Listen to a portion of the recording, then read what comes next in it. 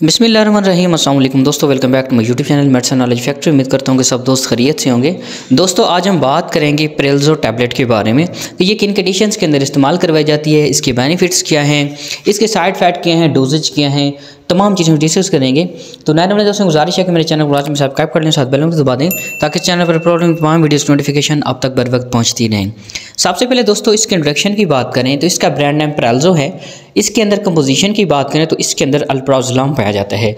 ये आपको 0.5 mg से लेकर 4 mg तक जो है ना वो अवेलेबल होती है, मिल सकती है, और ये सामी कंपनी की बनाई हुई प्रोडक्ट है।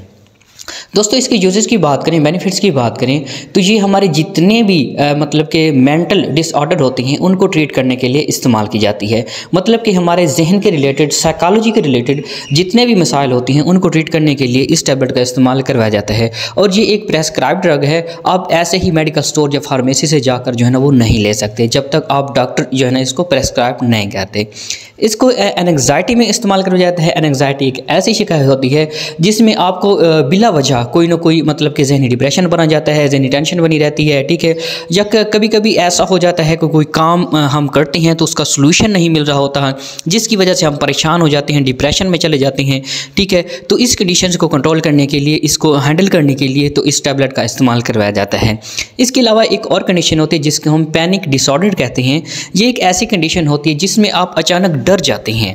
जब बाज़ का तो लोग सो रहे होते हैं तो सोते टाइम जो है ना उनके अचानक जो है ना वो आँख खुल जाती है, ठीक है, और वो डर जाते हैं। तो इस कंडीशन को कंट्रोल करने के लिए भी इस टैबलेट का इस्तेमाल करवाया जाता है। मतलब कि हमारे जहनी जितने भी मसाइल होते हैं उनको कंट्रोल करने के लिए इस टैबलेट का इस्तेमाल करवाया जाता है। इसके अलावा दोस्तों इसके साइड इफेक्ट की बात करें तो साइड इफेक्ट में कुछ लोगों में कॉन्स्टिपेशंस वगैरह हो सकती है, ठीक है। तो कुछ लोग अगर इसको ज़्यादा इस्तेमाल कर सकते हैं उनकी मेमोरी लॉस वगैरह भी हो सकती है। इसके अलावा आपको उल्टी, मतली और कुछ लोगों में ज़्यादा नींद वगैरह भी आ सकती है।